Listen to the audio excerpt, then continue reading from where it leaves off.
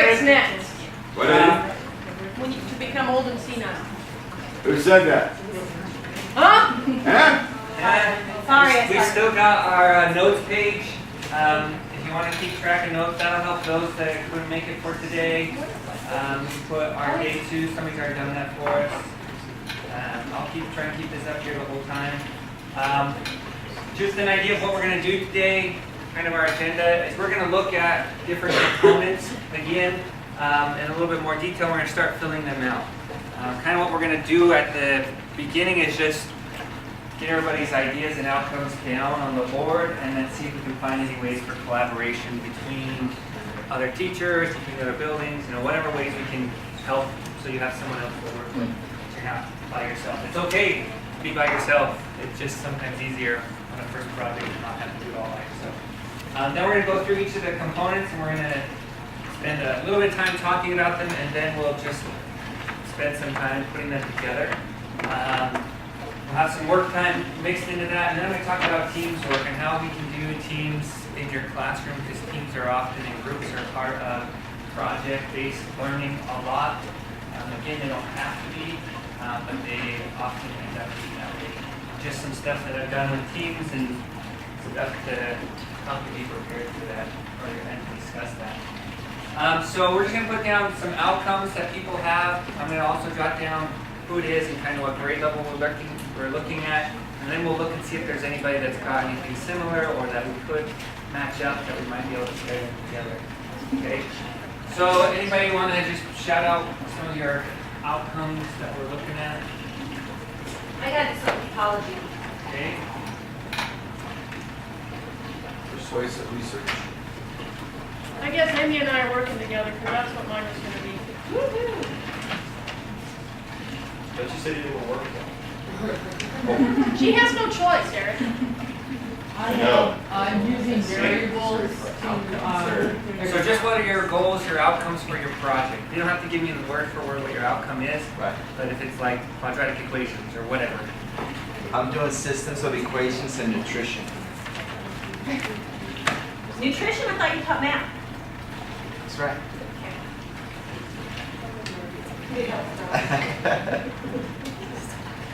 Doing the endoplasmic reticulum and its role in the human cell. Arian.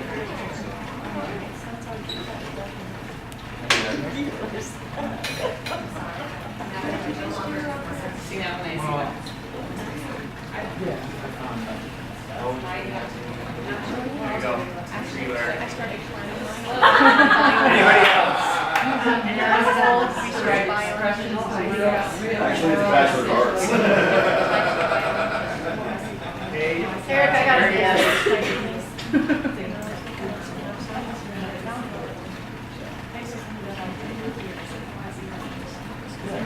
Why do you have to do that? That's what he says. First, it's just I haven't chosen yet either sinusoidal data or statistical decisions. Either one of those. I just know sinus, is that you? SINU, SOIDAL.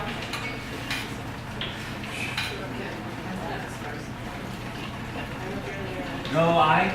IDAL. I. Yeah. And. Or, not and. Or statistical analysis. I have 4 months of temperature data if you want it.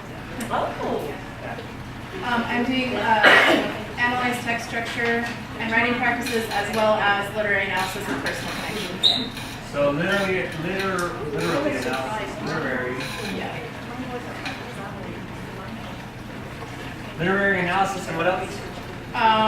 Analyze text structure.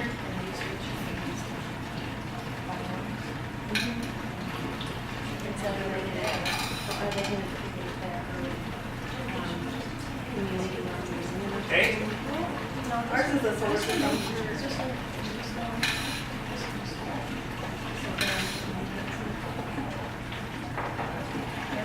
Anybody else? We have a toss-up between American Revolution or Literary analysis with personal connections as well as analyzing text structure.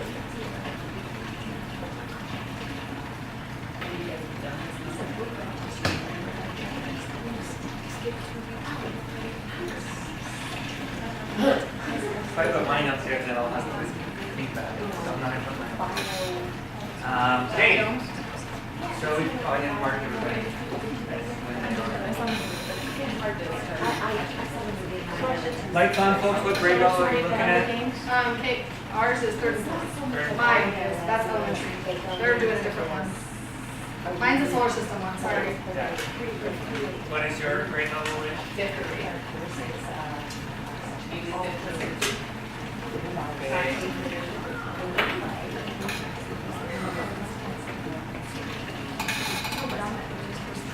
And it's not requisite that you work with someone in your same building. It just may make those conversations a little easier. It may be really cool also to work across buildings and show, you know, one group of students doing one part of a project, another group of students doing another, facilitate communication. So let's do also, just so we can do some of those other possible connections, like Jesus said, nutrition. What is your context maybe thinking about?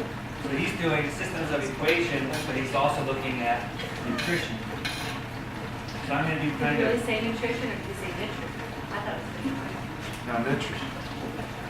Yeah. This one. What did you say? That. That. with a slight accent. That's right. Turn those up for you. Turn those hearing aids up.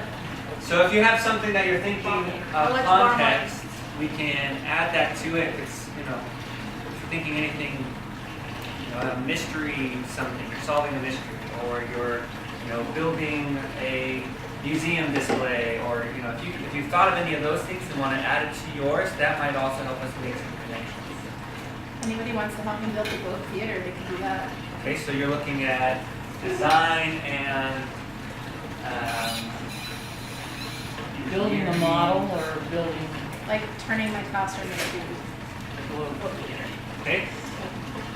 Someone, I had thought about if I do the sinusoidal, I might do it, I'm sorry, not sinusoidal. If I do the statistical analysis, I might do it on Old Faithful, the frequency and intensity.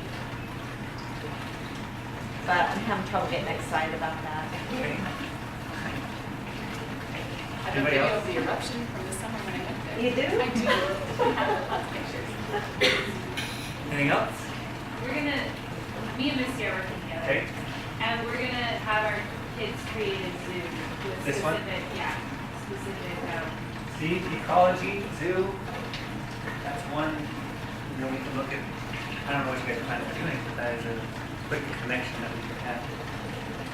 If What I do you did- plan on doing, Donna? You told me. Biomes, communities. Okay, biomes, communities, populations.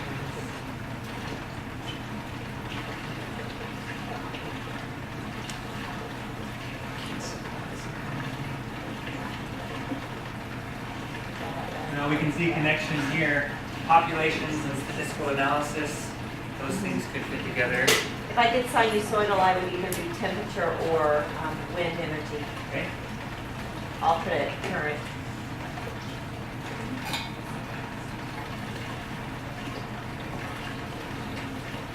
choice of research, Eric? Context? I'm kind of easy that way, probably mythology. Mythology.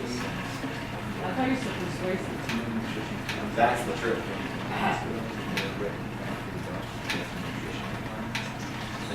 Could be some connections with solar systems. Could be some there, That's a great idea. so that they could communicate We with. found a new planet, and we have to name it after it. It's a great. And that can connect with your elementary kids, and their audience is lifelong kids. That's a potential connection. You have one for this, PBS. The multi-context. I can apply that to just about any. Variables and expressions. Any idea how you're thinking about putting that together? So I'll see what he says. Well, the, Bless you too. Thank you. I don't know, the things that they, solving equations and inequalities in graphical form maybe, Okay. taking it to that level Okay. instead of leaving it just, you know what I mean, go to solving and developing equations. But I don't know what context to take it in. The sixth grade does the solar system. The sixth grade, It depends on what level Rates. of variables and Do expressions you you're guys looking do at. rates? no, that's No. fifth grade. That's what? Well, they did do the amendments. They did the amendments, No, rates, rate of change. rate of Rate change. of change. Like velocity, or this thing No. changes, how No. long does it take for it to do? But that was, they could That, when, in doing a project. yeah, that's what I was thinking, variables and expressions with real world. That would be, that's a real easy way to get that to a rate of change. Well, we could do that and even apply that in with their rocket project. Yeah, yeah.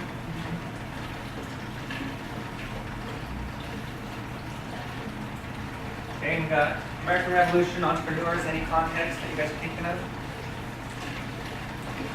Entrepreneurs in the American Revolution time?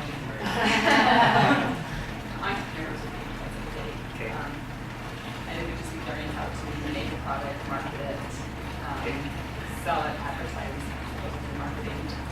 Oh, you could have them watch that. What's that reality show where the people go in? Shark Tank. Yeah, I saw that the other week. It was Shark pretty Tank. interesting. You guys. So that's a great context to put it into, because you have lots of resources to put in to build your context. Because there is a TV show about it. There are real life people there that you can just steal their identities and put them inside of your project. That'd be And cool. kids Yeah. there. So those are all options that are there. It's really good show. If you want to borrow my Hulu account, I'll let you borrow it, and it's all cute. So watch it. But it's a good one. So I mean. Okay, so you've got some ideas, and we'll continue to hash these out and look for possible connections. We've got a couple connections here. Kind of our next step, before we really talk about context, is to get really outlined in this much detail as we can, what we actually want students to be able to know, do, understand, demonstrate, and ways we want them to demonstrate their knowledge. So that takes us to our planning document. I'm going to pull up one. I'm going to show you how to pull up one for yourself as well, because as Google tends to do, they have changed something for templates. So there's another step you have to go through. So if you want to open up a planning template that I use, again, you don't have to use mine, just one that I use, and maybe a good place for us all to start at. But just open any document. It doesn't matter what it is, any document in your Google Docs. And then you can click File, New, and you want to get New from Template. You used to be able to do this just from Drive, but they changed the format and there's no longer some Create from Template there. Hopefully that comes back. There is some space there on that window that opens. I hope they put it back. But this is probably the easiest way to get to it at this point. So any document, New from Template. And one that's on here is the PBL planning form. Okay, fifth one down, I think is what it was. Okay, so I'm just going to click Use this template, and it'll create a new one in your Google Docs. You're signed in, and just this is what I use for my projects, just to start filling in details of what I'm going to have students do. Just to go. Does that, so it look like it automatically opened a copy, so I don't have to copy it? Nope, just you don't have to make a rename it? copy, just rename it. Yep. And it's in your Google Docs, and it's shared as private, and then you can change those things if you want to. So this is, again, just the overview I use, subject, course, grade level.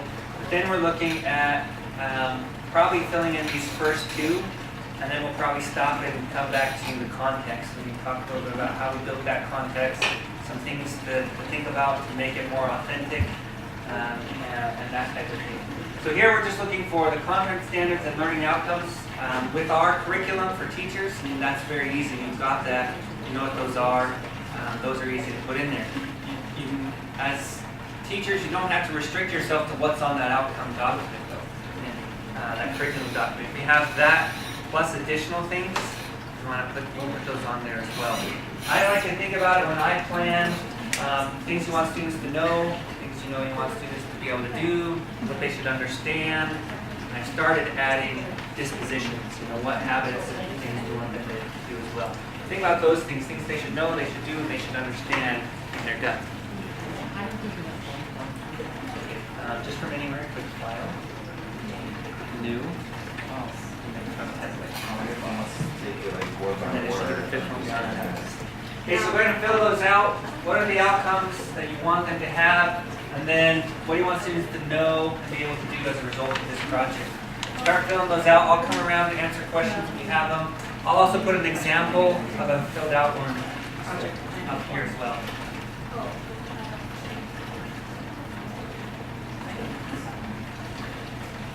Oh, because your inspections put those. Lillian, How do you write on it? what do you want to know, what do you want to do?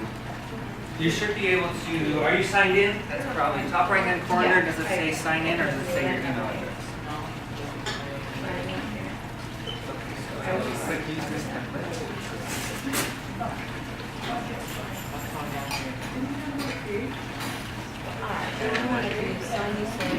You probably click preview.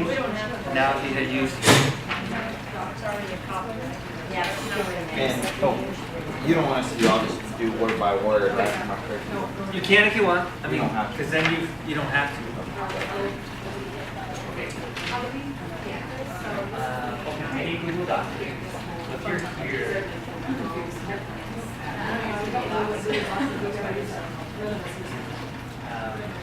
Use this template right here.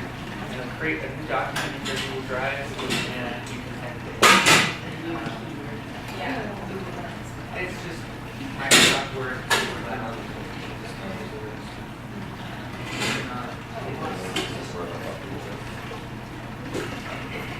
Are you guys who's planning one together? Okay, so Jenny, you make it and then just share it to her email address. Okay. Scroll down. Go inside, Don. I hate decisions. Fine, do them both. No. Okay, and then Jenny, just click share in the top right hand corner.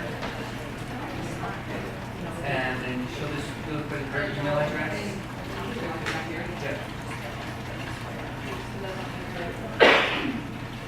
Yeah.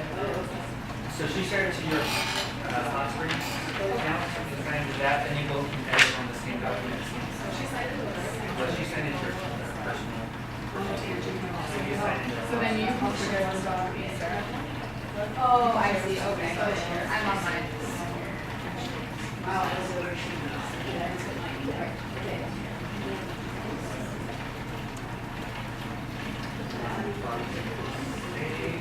Save, and now Jenny can see that document and you can both type on it.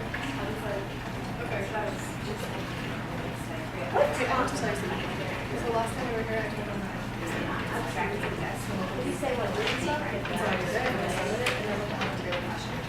Oh, yeah. We don't meet again. We freaked out having to this thing. Well, it came by close. Yeah, but look what I wrote about. We don't have to do the project. But I always, I do the. Oh, we don't have I think the point is to do the Access. project.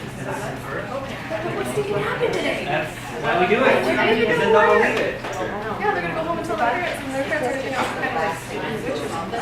Predict stuff. It's ironic that happened on the same day. Analysis in athletic movement, no video analysis, no videotaping someone doing an activity and using that to tell about acceleration and velocity. And we need you and your team to tell us if there's any value in this. We're contracting you to say, this is a good thing, this is a bad thing, you should spend more money on it or you shouldn't spend more money on it, and why.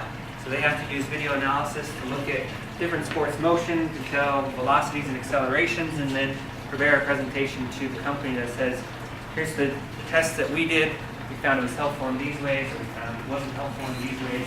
and make a recommendation. And again, they received that letter from them, from that company. And again, I mean, that's a real live company. I went out and stole their logo from their website and their images, and I put it in there, linked their website to it, so my kids can go and say, okay, this is a real company, just so you're building that context around it.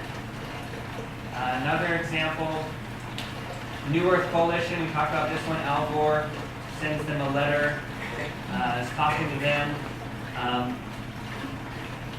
Have any of your students ever contacted like Al Gore or the company and that they don't know what's going on?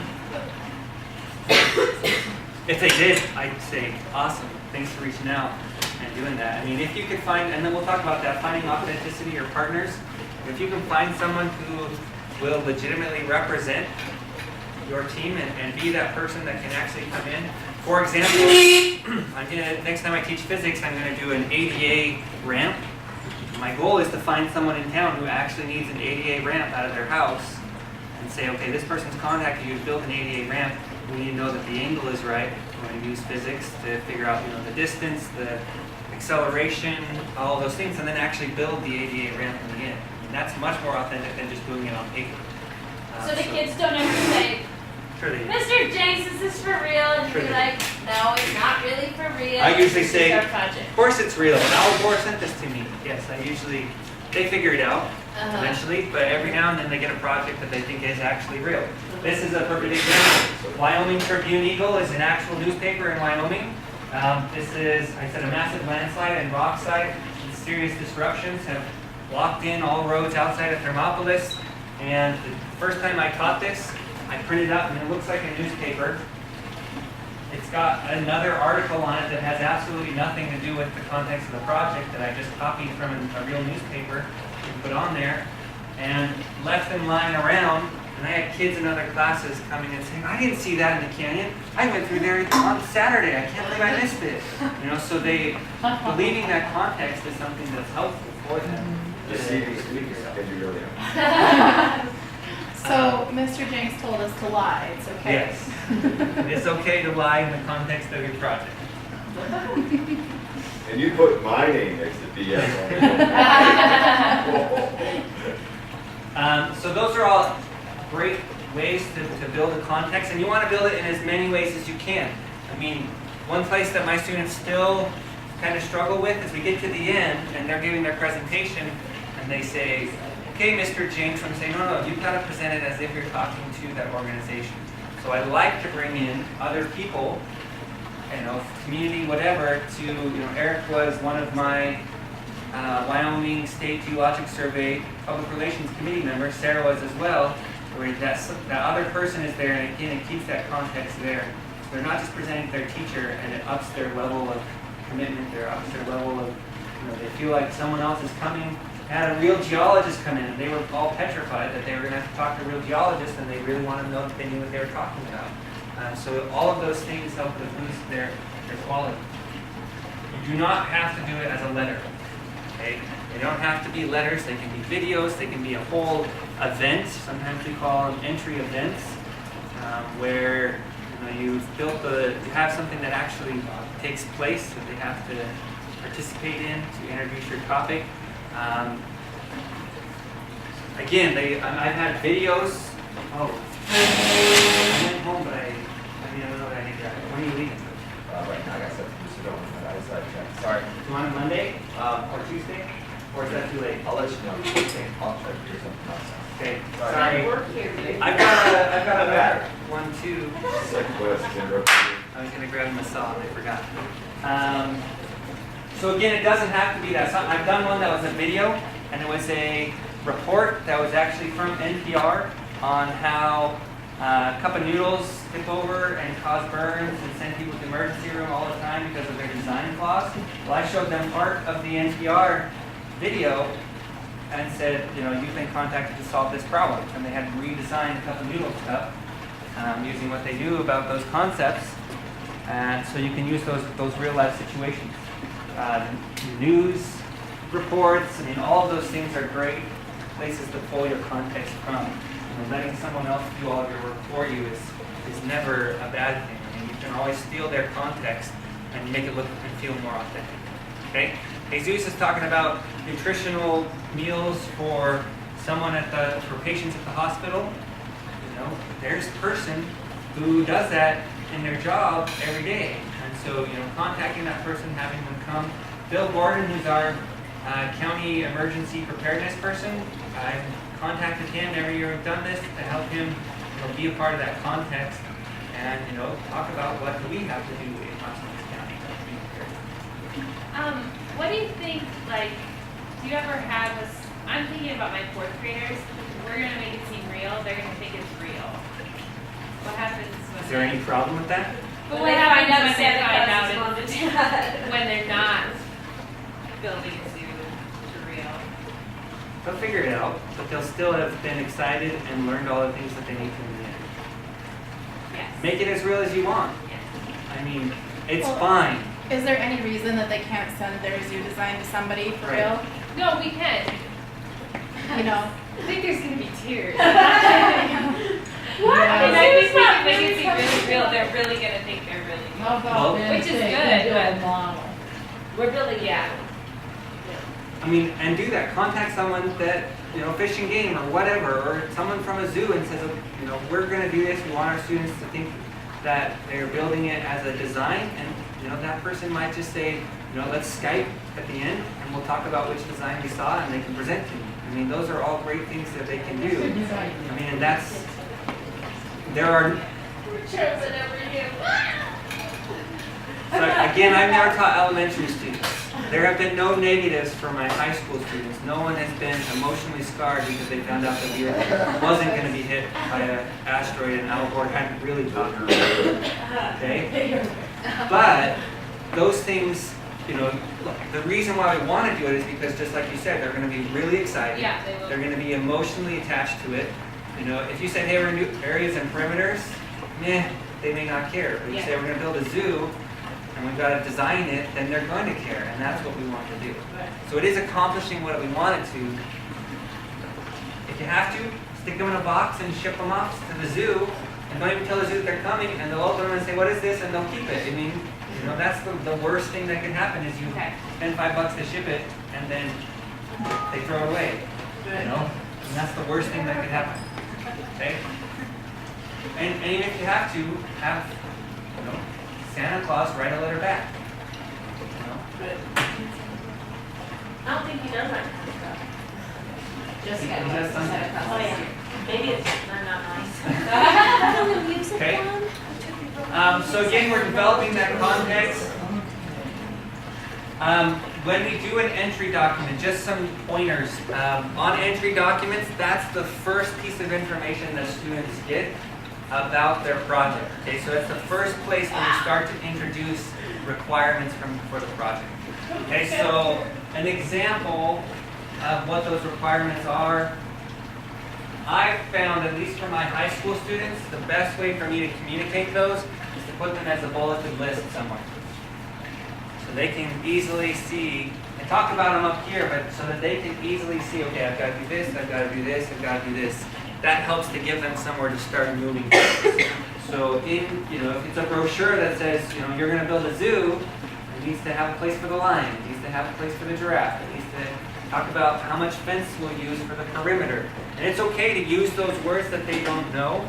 If they don't know what the word perimeter means, use that word because it starts to introduce that vocabulary to them. I do that when we use the word acceleration. They don't have a physics definition of acceleration. We talk about sedimentary, igneous, and metamorphic rocks. They may not know what those words are, but their first introduction to them is the entry document.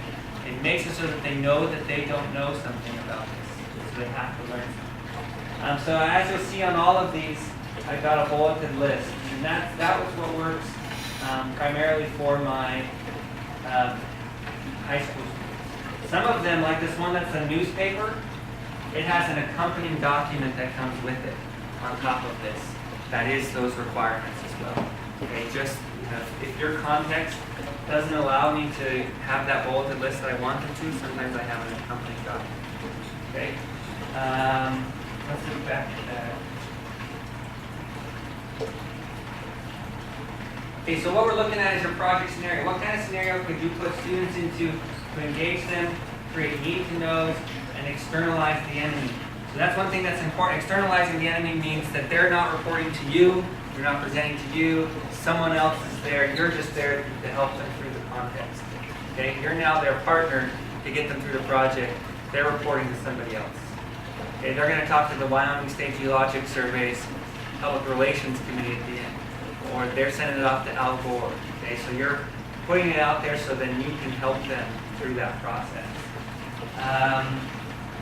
Problem statement. If you get stuck on project scenario, you can do problem statement as well. This is what's on my scrolling thing. How can we ask, what is their role? Are they scientists? Are they health nutritionists? Are they zoo designers?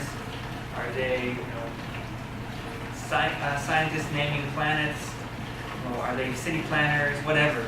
Okay, so you're just, who are they? What are they trying to do in one statement? So that, and the so that is something that's important to build that so that, and it's okay to have your so that be very, very large. In an earthquake, it's so that we can save millions of dollars and save people's lives, right? That's really, in the case of that context, what it is.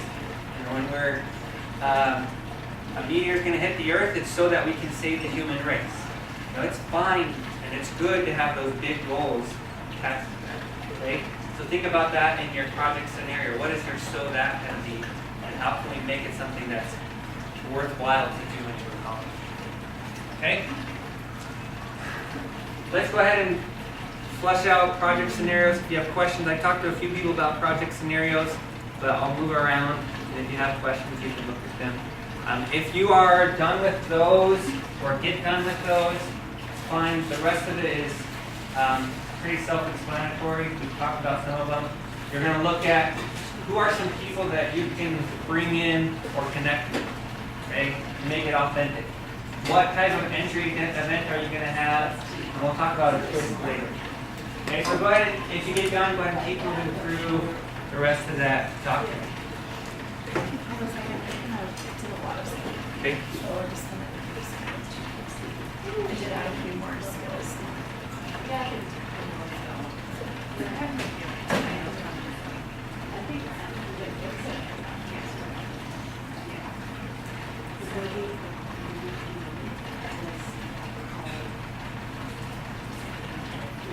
This goes in the context of reading the painting of the shrew as well. And researching the Globe Theater and all of that stuff. One question, how will you coordinate the transformation of your classroom between all of the teams that all transform into your classroom? They'll all decide which aspect of the theater they are to take on.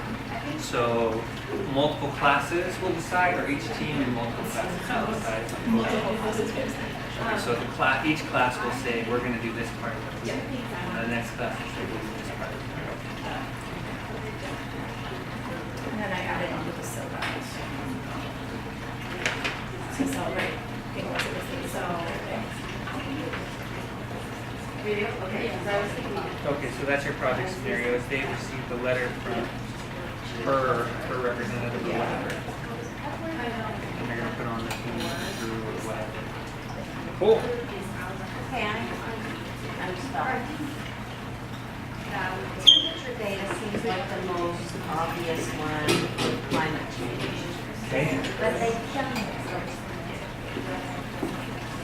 I mean, I don't know that there's nothing to it. I don't know how to make a problem scenario daylight hours of solar water heater is sinusoidal. I would like to have pressure, but I don't have it. Enclosed acid, so I can't get that pressure. But I just don't. This one's the one that I'm stuck on, but it feels really.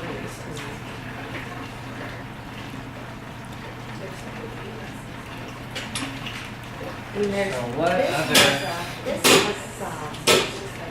this has one on using music.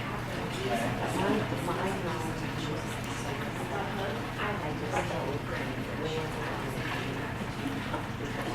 I mean, I know sound waves are some sort of, but that's all I know. So I do this project. But we don't use science or but not. When you find it? My music project where they build their instrument with this frequency or open pipe or closed pipe and then their string to this long has a length and string and those things becomes this frequency which then becomes this. That makes one.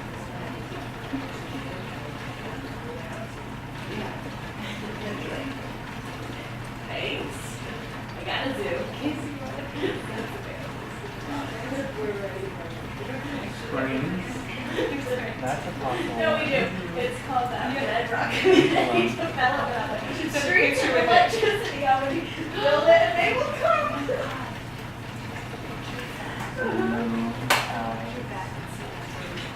Yeah. Wouldn't it be fun? Like, well, I those play days, it for one. we have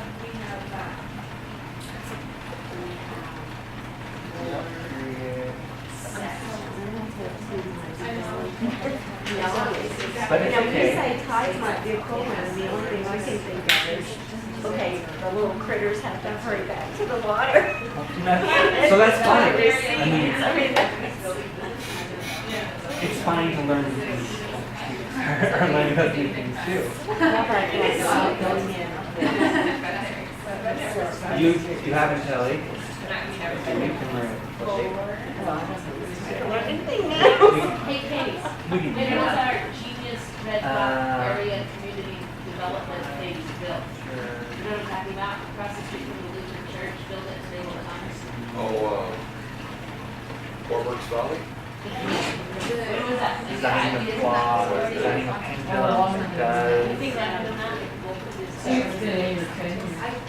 It hasn't been 10. It was since we've been here. I'd go 6 or 7. There's that. Split the difference. Eric might know, Yeah. Edgar Allan Poe, pendulum Warburg Warburg, was on That's where we're gonna put our, the that's where we're gonna where put the our. guy's in a room. It's already wired. That's There's just plumbing. If you build it, it'll So that might be problem based, a little shorter. But you could do something.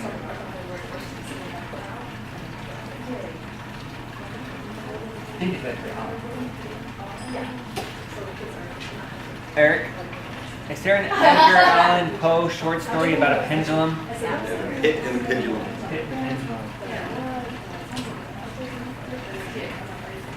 You'll never guess. It's Disney and a cop. Oh wait, because it's We watched that show The Following, Kevin Bacon. So Kevin Bacon caught this serial killer who worshipped essentially Edgar Allan Poe, and he caught him. He was mirroring things that happened in Edgar Allan Poe and all of the birds, and then he escaped for a day. But he's developed all of it. 15 years he's been in prison. All of these followers that are then trying to continue his work outside it. It's the first TV show that Kevin Bacon has done. It's like the 3rd episode. I saw that advertised when I was needing to watch it, but Whenever I log what's it on called? oh, The Following. The following. That's what I- Sometimes it's a little Edgar Allan Poe, but even more gory than following your story. so that's I don't know. So you can do things behind them.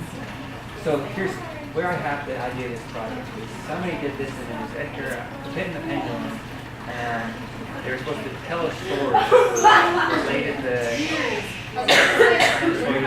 data in the literary way. So the one that stood out that I remember is a kid talking about how he traveled to this place that was, where all worlds meet, and there was a clock for each world.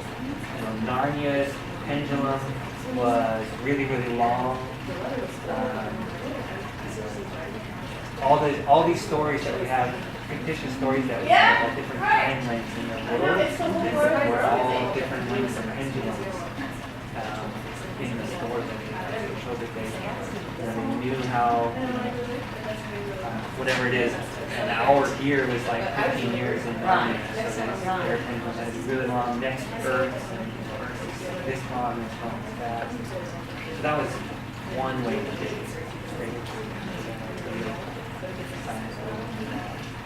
Something with springs.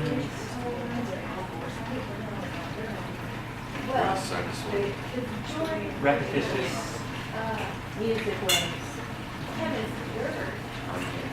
It was actually Pythagoras who came up with the idea of harmony. The Chinese actually beat him to it, but he didn't know that.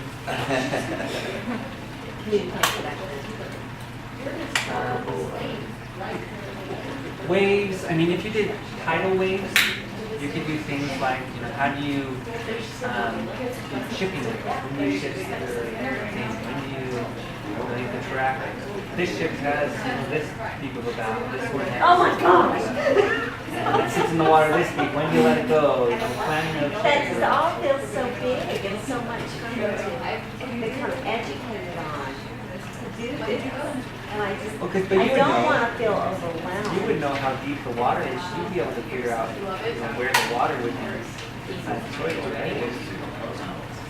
Tom's dock is here. When did Tom go out? Oh, wait, I thought you meant on the boat, kind of like Well, the travel on the boat. Tom's boat sits in the water 18 inches. You have 18 inches to go out. Oh, okay. I thought you meant based on the depth of the boat, how fast it would travel. No. Different wave depths. No, Oh my but God. Tom runs his shipping company. He's got to get this one here, this one here. When does that figure out? I don't know. Think of different places that.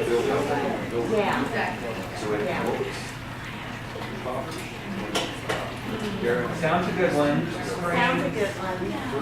Spring is a good one, but again, finding it urgent. That's So things with pendulums and springs, you can do with James Bond or Tarzan. He's a pendulum. Any of those, somebody's trying to get from here to there, and they've got to jump on this thing at the spring. How much they compress the spring to make sure that they all of those things are sinusoidal. Yeah. The spring is this long, it has this frequency, when should they jump? Or you've got to plan those things.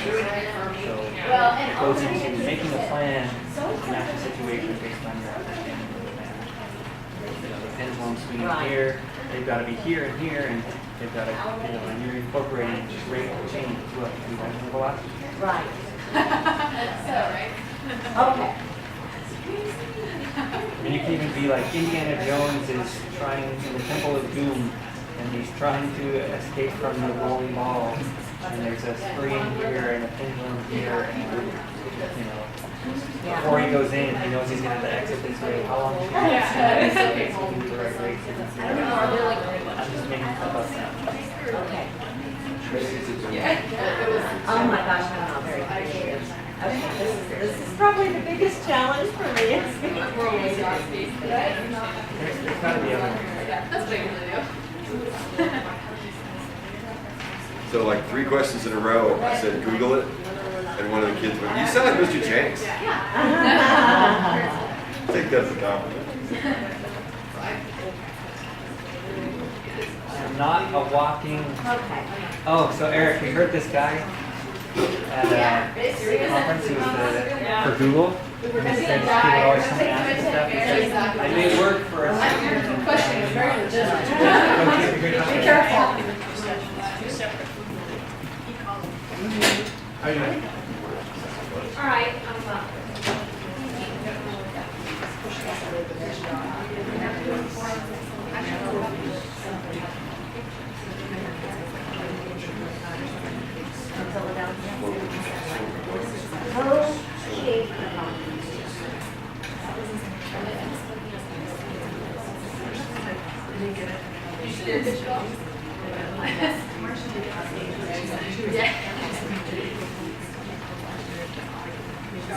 So could you And they were like, And you break up when they have access to it, sort of data.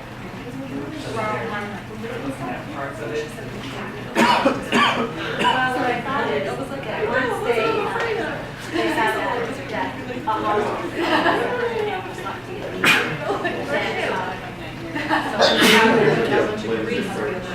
other animals that are like endangered and research how it would, I'll look into it. fits out, they come up with a collection of possibilities and then they're going to research which of those they think are best for their animal. They come up with a plan of preservation and then present that plan. Is this a real animal or a fake animal? Well, I'm looking at animals that are truly extinct.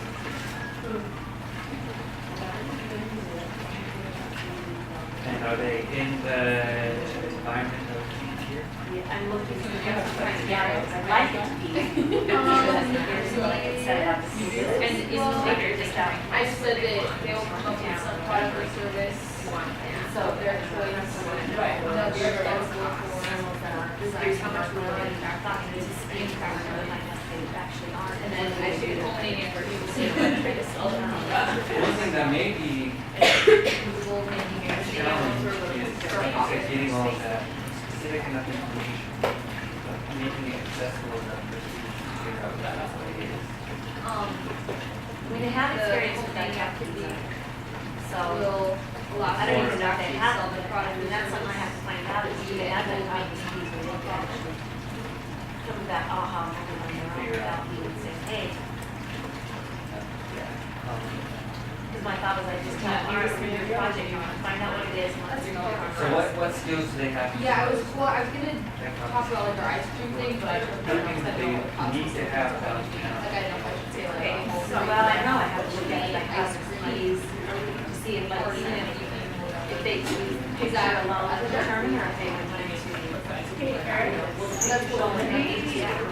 Well, yeah, I they're don't gonna think do, we had one, but yeah. I think I that don't know, if you have Maybe any, one but thing. I understood it as. Okay, so I want to do it is in that process, we're going to have to figure out, well, why did this animal possibly extinct? What did they think? What did that mean? Unless we fix that, so they have to look at, what are they eating? Is there a version that has the Why did they go There's a to Folgers version? Because they're gonna have to know that. I think you can So that, I don't know what to charge for the, for their afternoon side. Maybe. But that is what they voted on. But I'm wondering if I should be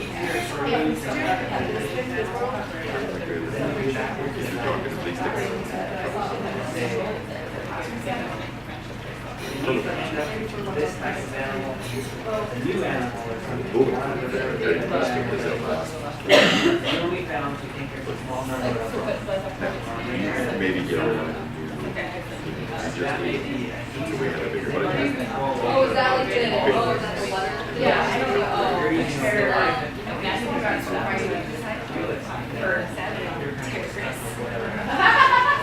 Oh, yeah.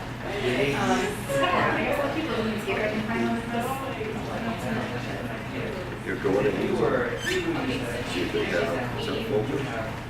perfect control. Characteristics in it.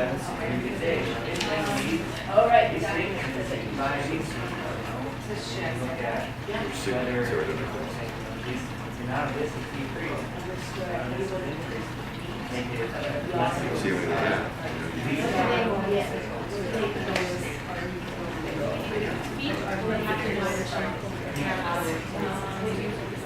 Used for 76 cents, is it gonna New ones. Endangered animal, that's why no one's using So it. they need to, we need to. Oh, yeah. Now marginally free, they focus on what energy they have. Value program, but Probably probably. walks up right. I believe that. Even they divided up into teams, where so each team was like, Gotta make sure that this animal is for like multiple. No. They're all. They're awesome. The entire, so it's, we'll do the ice cream, I bet you can find $30 they worth. changed but Have you each, found any animals? we have 6 different groups, each group is in charge of a different sector of that business. So some of them work together, but we have, the VPs of design, so they will be in charge of, well, the VPs of marketing, they will be in charge of like slow search flyers, like if they want to put it, That's what I'm looking for, they'll be in charge the of language is gonna kill some of these. VPs of finance, they will be in charge of determining what exactly they're gonna do based upon what they're doing. And I don't know exactly how it's going, Okay. like maybe Good you say, thinking. That's what I do. this is how much we have to work with, how Well, much goes to that's where I marketing, how much started. goes to purchasing, so they all have different maybe, but each of them is in charge, or each group is in charge of different things. But, yeah, a lot of it, they're gonna be more different activities, like for starting and because we were going to split up, but, we just thought if we're actually going to make a And then maybe you're whole business, that would have been kind of hard to try and Yeah, get I don't know. So that's why we decided. Oh, yeah. Which group is it You can again? set it up where you can tell each of them your employees in terms of helping. Alright, and it's That'd be 25. awesome. This is my PSC. But Right. I think. Say, maybe it's Yeah. talk about birds, and Oh, James is coming in, he comes in, says, Oh. well, it doesn't here, it's okay, it's right here. Seriously, So what if instead of having, if you just pick one animal, it might be easier for me to build. And then when we as a class chapter, we have one group that works on, all right, come up with as many research different things that have been done to help preserve these animals. Come up with, you guys research what they eat, what their resources are, their food web. So we create an idea, what's the problem, to help with a problem. So, and your ways to divide it are either between the group design, and marketing, manufacturing, individuals and financial oversight, I don't know how to work. one thing that you'll have to think about is if you're talking about specific outcomes, What, I can ensure that every student has those. And that's That's why fine. it's so bad, so we make profit and use that profit for, yeah, event or a product. So yeah, I guess that's what, I should fit rid of what we There's just two different methods of how to do that and deciding which one.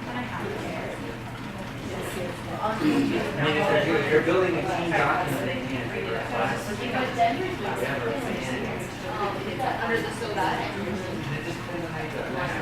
They call it and then use that product for event or product. Have you ever had a meeting where they fill out? Well, that's part of what I They take a test and say, what was the idea?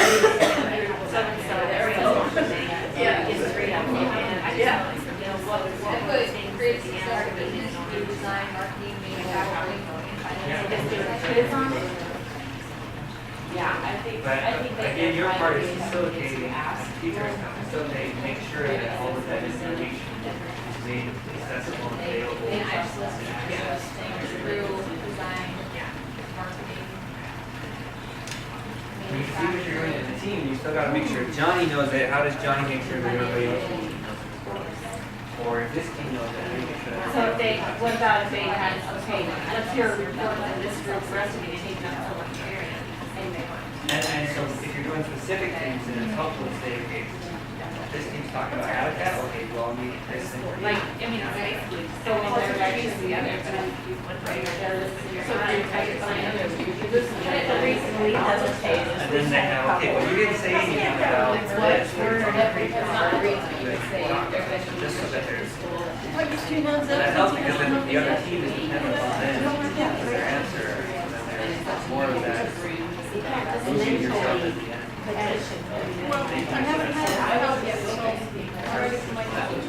So that's just here to Germany, that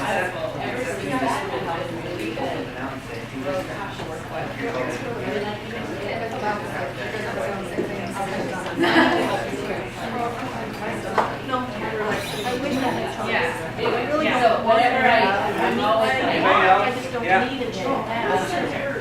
Center on an apple. How do you center on an apple?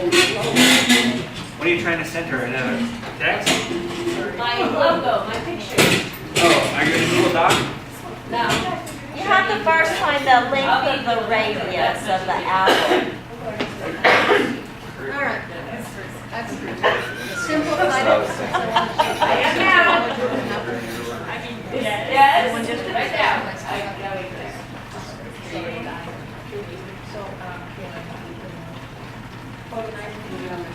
Classified content. I'm gonna put you on your context, That's fine. your scenario. Well, I'm just rough drafting my scenario right now. That's kind of where I start. I would say Mr. Hessenthal was out digging and trapping and he tripped over the school and he doesn't know who it is, what type of animal it is. Mr. Hessenthal really knows animals, it's easy to help him identify it.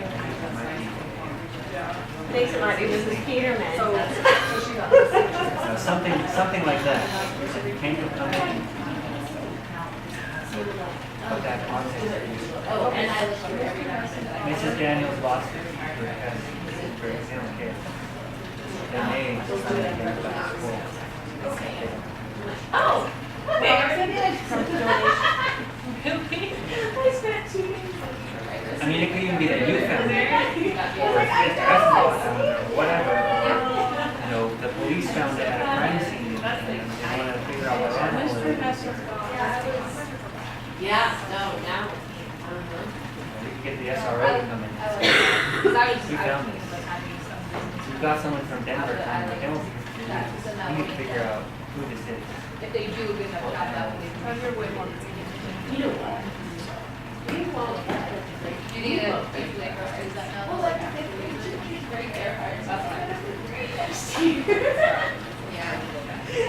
Let him keep it. And I think you're right. Actually, I think it's just really that. We don't have to do Yeah. that. We have to really I think it's a. They want to design a pendulum to save their lives, or save Indiana Jones' life, or save Spider-Man is a great one. I would call them. Spider-Man is swinging from this building, attempting to reach here. You know, how long? That doesn't say that's like one swing. Okay, so we gotta think of a dinosaur. Oh, I remember why, because.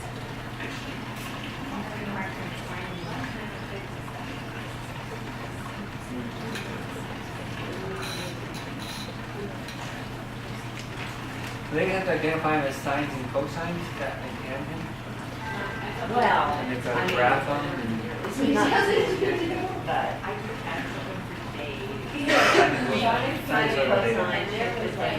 I don't know. You change the frequency, how does that change? Is that what you're looking at? Yeah. Yeah. She's like, Just keep going back, AC current and, and something interests me. That's what I do too. I mean, I like pendulums, but. not that much. Okay. I don't think there's a chance. It's my So, Mr. Rosenthal, found the skull while out traffic. When something good is that skull to be. Skull to be a, give me a skull, quick. Was it actually? Was it real? mammoth. No, Jesus doesn't know what it is. An extinct animal. He's never seen it before. He doesn't know what it is. He wants to figure out what it is. You gotta pick one of your ones that looks weird. And that's the one that the whole class uses. We gotta learn, you know, this part is this, and this is this shape.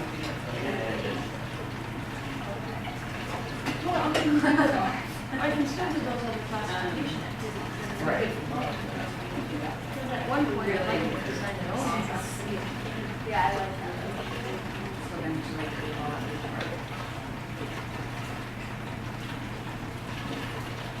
Yeah, because I can you say that in any way in the,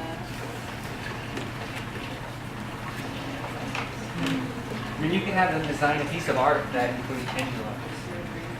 A piece of moving art. Find some artist who uses moving art. Art that has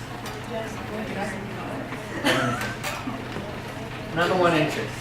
I'll figure something out. You know my number one interest already.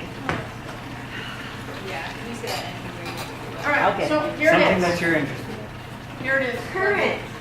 How can we? So let's just have a Perfect. I mean, I'm just sitting here thinking, fantastic with Mervyn. It's fine, don't interrupted. Okay. Found a school while out traveling, never seen anything like it, would like them to figure out what it is.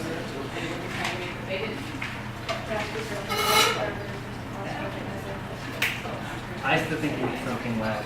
It was found near an old crime scene. Some Jew like got in there. And instead of, and then Mr. Hessenthaler would have the SRO come in and say, here's what we found. We found, Does this it- body that had these problems with it. Science. Saw marks on our bones of this body, and we want to find out if it's this animal. Find out if it's a beaver? Probably not. You know? Did this animal do it, and why? Did the police do it to look for someone else? Or is this a book? Find out if it's a saber-tooth tiger? Probably.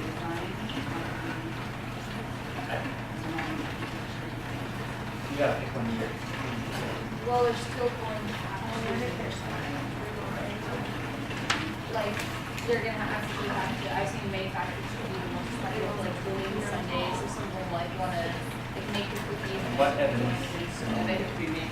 Mr. Hessenthaler found it. There was also a dead body.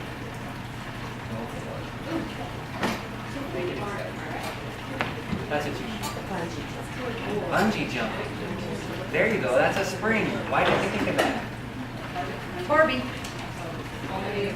Oh, New Barbie. I've got did one. Bungee Barbie about forever, but it wasn't sure it was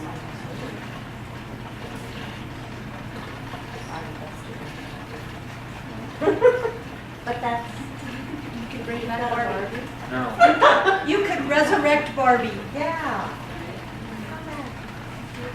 You've got one, you've got an I was thinking I want for pendulums. Oh, you could? For, no, I'll keep thinking, but I like bungee jumping even better than anything we're talking. Anybody else? I'm gonna start, I think I'm gonna start from there. But I did have mechanical engineers, who designs bungees?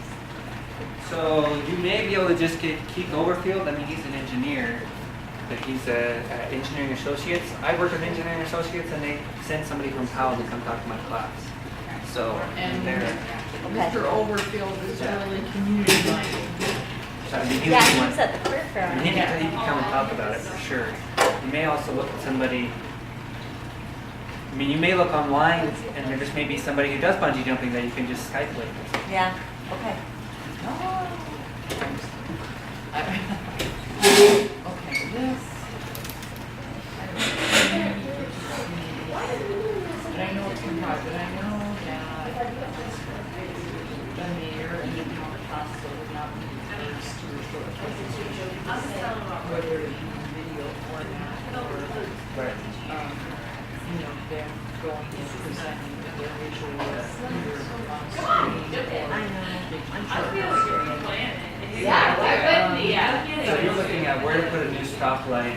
What are your parameters that you're going to be looking for? They want to look at traffic rates at 3 different intersections in town, pre-selected the intersections. How are they going to find those velocities?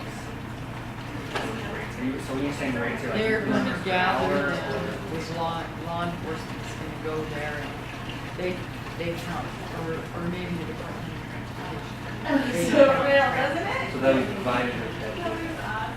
No, Or will they go they will go run, Hey, Mr. English teacher, where's your get on the date? bus and the bus will drop off one group. And you're looking at counting numbers of traffic that goes by? Yeah. Under the letter, During considered certain, between 11 and 12 o'clock. Really, center? Thank you. And I think we have sales. And, And again, just make sure, they're just looking for the number in the past area and that's past that intersection. not how fast. That would be an added twist. Which, I mean, like Brandon mentioned, if you're looking at using variables and We equations, need a rate of change. rates would allow you to do that. You know, distances of rate times time. How far are they going to travel, and then how then we know that, okay, don't use that. Do we even have Crosswalk. Okay, so that might be better. That may be an option. I don't know. So what type of rates are we looking at? Just using in a, so where do you see this stuff coming in? I was just kind of looking through here to get some of your ideas. I wasn't sure that this was really doable. What they have to do is roll up expressions from real world situations.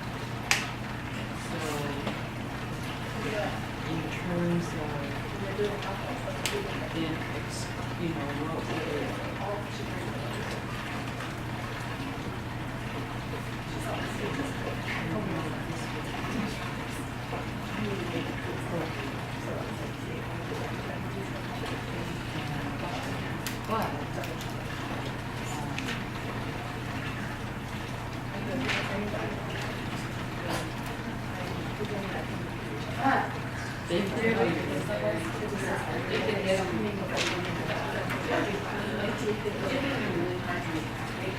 And if they figure out things like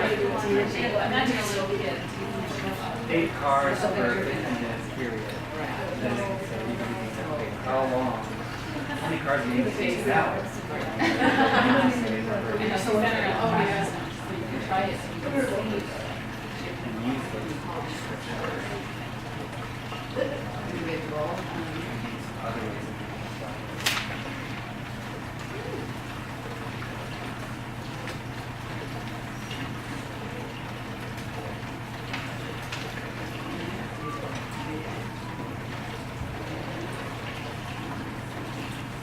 or maybe just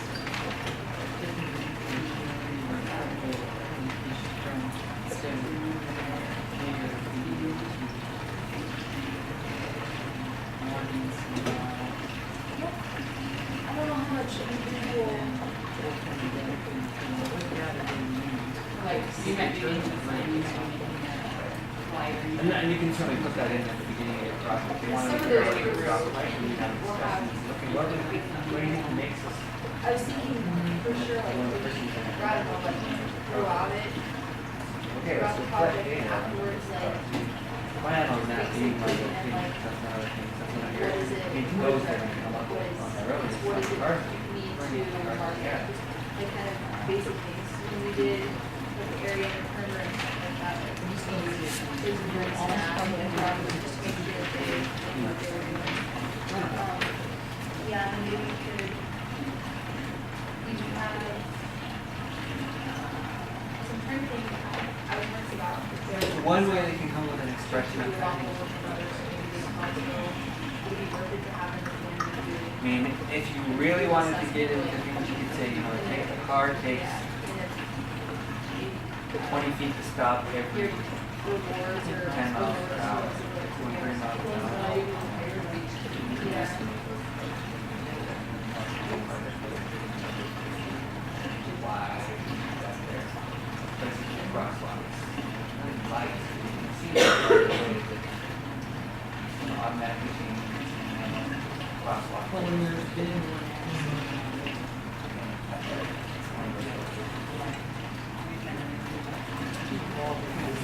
Any other? in Prosper.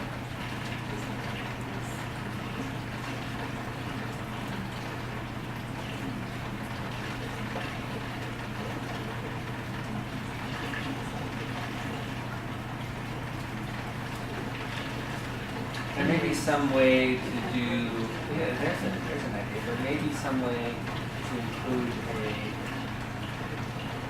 another equation like you got into the width of the road, and how much it costs to put a span of light across every node, it costs for every 10 feet wide road, it costs $15,000. Only got this much money to spend, it's the best place. And that could be, they've got it inside. Well, the best place is the place that has the most cars. So they've got to decide the best place is the one that's got a lot of cars, but we can still fit it in our budget. Or spend the least amount of money to still have a downside somewhere. The best projects that I've seen are ones that are more than 1 million. So But you don't necessarily want it to be going into it. So put another variable or a factor in terms of cost. That could be one way that they use it, another expression. You know, so Disney World, there's all this thing called Tower of Terror. Cost is one of It's those. just a hotel, you know what it is? Hotel, and it's supposed to be from the 1960s, and somebody died there. Yeah. And they take you up on this elevator, and they get you up. This hotel is so high up. Basically, like, you can be at any park and you can look up and you can see the Tower of Terror. And what happens is that it's all dark, and then they go like certain ropes stars and everything, you know what's happening, and you're in What to do this is contact. elevator with people sitting right next to you. And what happens is you are at the top, and then suddenly they drop you. It's like you're in the dark and they drop you so many stories. Yeah. And then they like stop and then they shoot you up and then you like coast and then they drop you again and like they open the windows and like stop so that you can see out. I'll show you something. Whoa. But Yeah, I know. Megan loves it. I'm Loves not a it. thrill seeker that way. I would I'm not. not either, I'm a winner. And then your next thing will be, what type of information we have. We have limitation on how much money we can spend, and we have certain things that this much area. That's when we start like. Those don't have to come in your entry document.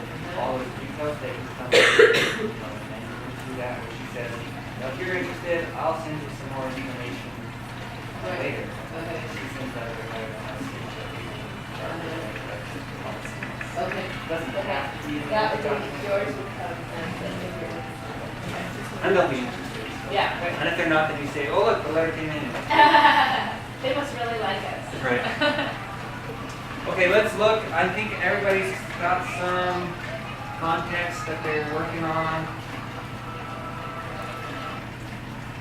And we will look at those. So the twist on the planning, Now, so I'm talking planning about template, twists, and how we can use twists and what Okay. that means. And then we're going to kind of move on to other, try and hit groups and projects. What time did I say we were done? 4:30? Hour and a half. Okay. We can do that.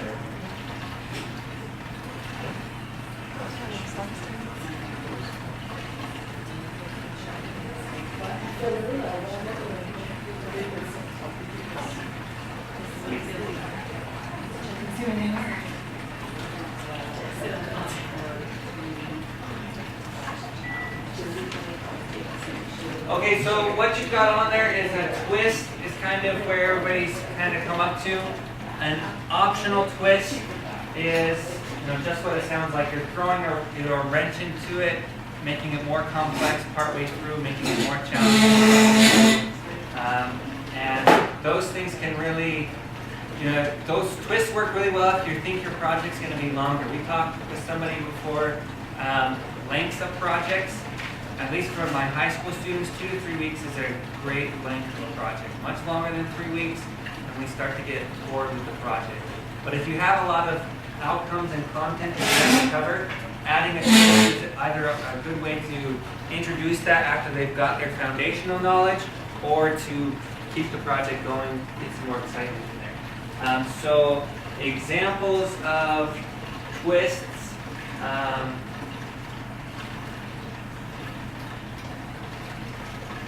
I can throw some into some of my projects. The one where they have to choose a planet in the solar system and which planet is the most habitable for humans.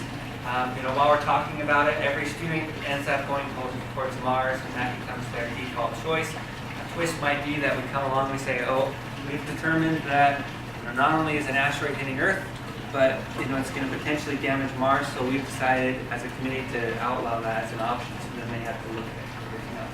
That type of twist would need to come in pretty early because we don't want to make all of their work and then change it. Other twists are things that just make the project a little bit more complex. Your guys' with the bridge may be something like, oh, we can't have fences, square fences with an area larger than this. And if they've got that, they've got to adjust it. Or, found out our lion is pregnant and now it needs a bigger area than what we initially said. So it's there's gonna be another lion there, it needs to be bigger. So those are optional twists that require them to reevaluate or apply new knowledge. Or another one could be, we found this new building material that allows us to make ovals. We really like an oval on there. What's the area of the perimeter of an oval? Push them to additional skills. Okay, so those are all examples of ovals. Anyone else want me to try and come up with a twist for you? Yes. Okay, so if we're doing an IT social, that's going to be their business, is they're creating an IT social, so that they're going to manufacture, design, financial, all of that. What is it? So what are their materials that they have to come up with? They have to do brochures, they have to do prices and costs. Actual items that will be sold. Okay, so they've got to develop a menu, they've got to figure out how much those things are costing, you've got to make sure that they're going to make money on it. Twists might be that you've got an additional product, or one of your products that you had planned is no longer allowed. Right? You've got your thing from your provider that says, okay, you can sell these items, and find out, oh, you can't sell this. Or you say, we've got to sell, we decided that our rent for our space has gone up and we've got to make more money. So how do we change our prices to make that work? Or all those things could be twists. Or you restrict your hours to this long. How many times you have to your pay? We were talking about increasing the minimum wage in the United States. You increase your minimum wage. Now how much can you make? Those types of things. Just changing a parameter or adding a little additional thing onto it. Or you've decided to, in addition, you really need to do a radio spot. How do we get enough money to do a radio spot? Or how do we develop a different type of communication instead of a poster or whatever? How do we do a verbal communication about our business as well? Depends on if you're focused on math, focused on communication, focused on planning, adjusting or adding things to those. And you can kind of change it as you go to see what your need is. Certainly, yeah. Another twist that so as far as science classes or math classes go, a twist that I've seen that I really like is, there's one I'm going to do next year in environmental science that I've actually worked with this project. It's called the Case of Toxic Waste, where there's 3 businesses. Well, there's a large parking lot from a big retail store, a water treatment plant, and a company that builds solar panels, and they're all on this river, and they found that there's pollution. And part of the twist is that they're missing their pH data from some of their sources. Okay, so they don't have that data. A piece of the information that's critical to solving it is missing. So they get to the point that they say, we have to have this. This is missing. That can be your twist. And in that particular project, whoever the teacher would say, oh, I got samples shipped to me today. Here's our pH test from this site, this site, this site, and it's set up to be what the good pH data would be from each of those sites. And then students have to actually do the data analysis, collect the data, and then incorporate it into their own project. So things like that you can have in there as twists.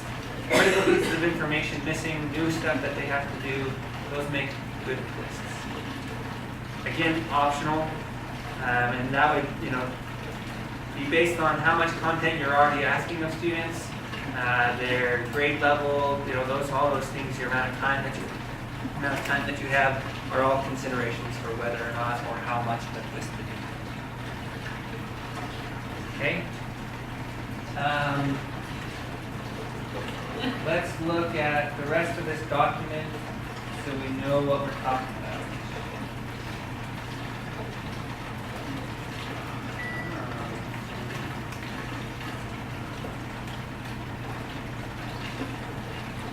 What are you doing today? Alright, so you got your entry event, your twist, name of your project. It's fun to name them fun things.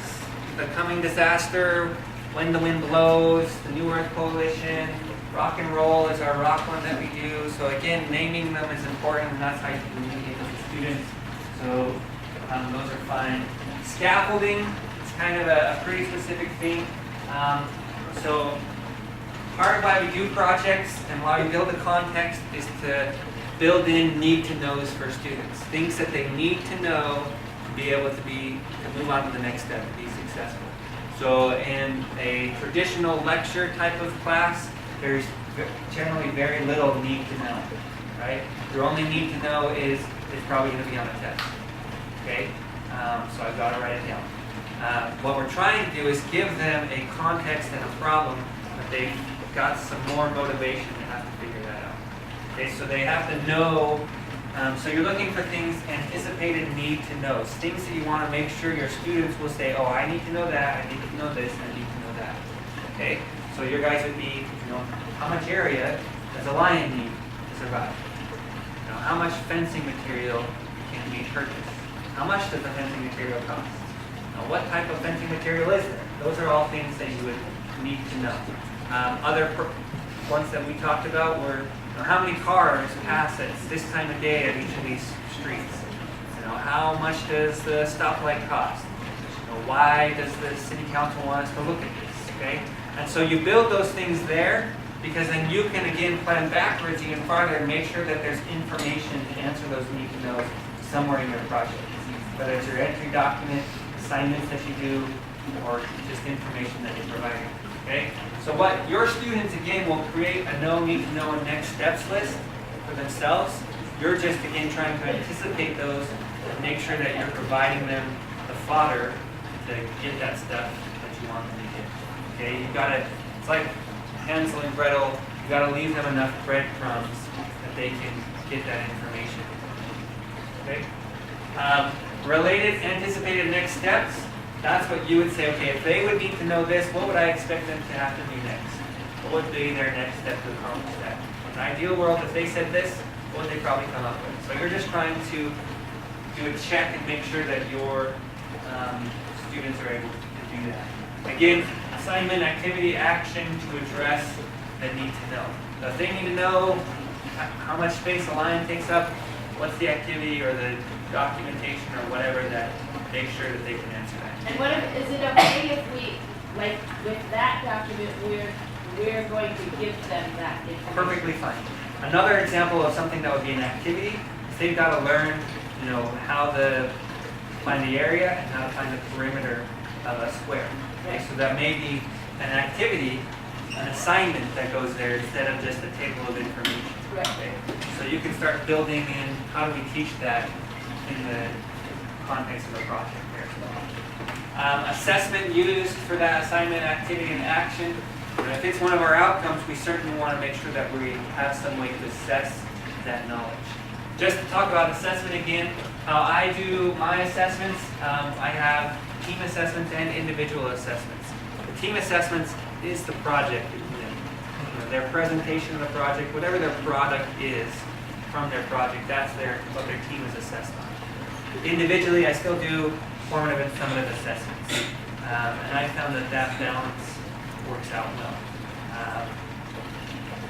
Just to be honest, you will run into situations where either students, parents, whatever, have issue with you giving group grades or team grades. I've done a lot of work to make that, to have my arguments and my reasons for still doing that, because my biggest one is to ask a parent or a student or whatever, well, ask the parent, well, what do you do all day? Well, okay, I do this. Do you ever work with someone else? Are you ever held accountable for what you do together? And the answer is always. You're always held accountable for what you do with someone else. My personal opinion, I'm going to stand on my soapbox for 5 minutes, is, when I went through school, I was never taught how to collaborate or work with other people. I still had projects, but no one ever taught me how to work in those teams. And it was always one person did the work and everybody else just got the grade. Okay, so my goal is to teach my students those skills and help them develop those skills so that when they actually have to apply them, I've done my job of preparing them for that. And so I can talk, probably the best segue we've had, into teams and how I run my teams. Generally, if you're going to do, this is kind of a side, I mean, you don't have to do a project as a team assignment, but it sounds like most of you are. And when you develop those problems, it's important that the challenge is more difficult than a single individual can do, right? If it's something that one person can do by themselves, then there's no reason to do it as a team, right? If it's a task that one person complete by themselves, then it's not something that you should be doing as a team. It needs to be more complex and challenging, okay, if you're going to do it as a team. If I were to recommend a book, if you're interested in teams, Cohen, C-O-H-E-N is her last name, developing group work. It's like a 1960 something book, but it's still the best one out there. Designing group work strategies for the heterogeneous classroom, Elizabeth G. Cohen. I have a copy of it. You can borrow it. It's got hundreds of highlights and words written all over the sides and bookmarks everywhere. You can borrow it if you want, but it's still, I mean, first version was like 1968 or something, and it's an old book, but it's a great, great book, which is really, really, really old. Almost before my parents were born. 60 and 61. Designing group work. Designing Group Work by Elizabeth G. Cohen. I do have a copy. If somebody wants to borrow it. But, so again, when you're designing teams, you have to be very deliberate about how you do that. And again, I've been toying and designing and tweaking how I use teams for 3 years now.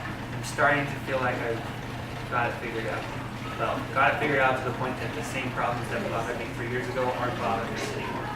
A few of the things you'll see, classroom team norms, again, we talked about that last time, going through that process of figuring out how teams work together. Something that you'll probably certainly want in your projects is team roles. Who's responsible for what?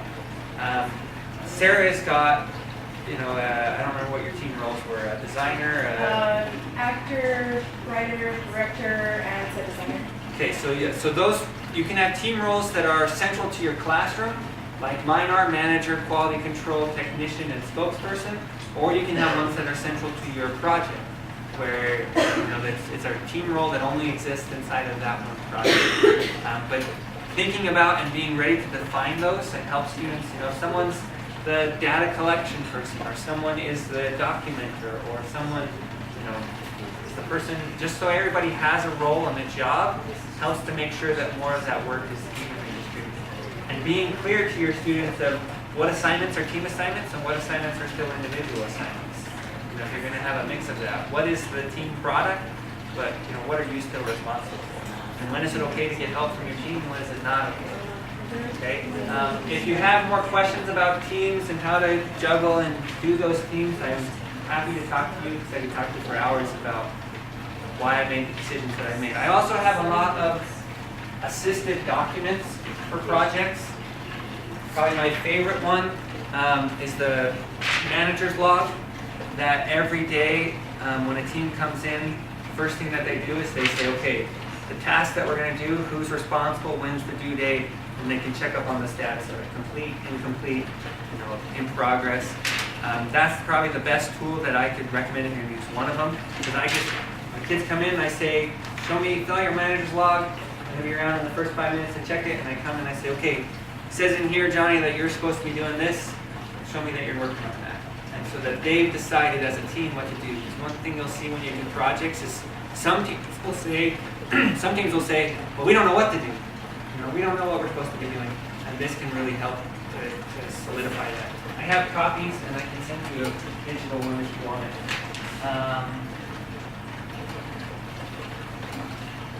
Other things that I've done, this one has just been developed this year. I take all of the outcomes that I want students to be able to do, and I put them in my group of things they need to understand, skills they need to demonstrate, knowledge they need to have, and dispositions they need to demonstrate. And I give each student a copy of this. and I say, I can demonstrate the understanding in the following ways, so that as they're going, they can say and verify to you, yes, I am learning those things that I need to do. So that is another one.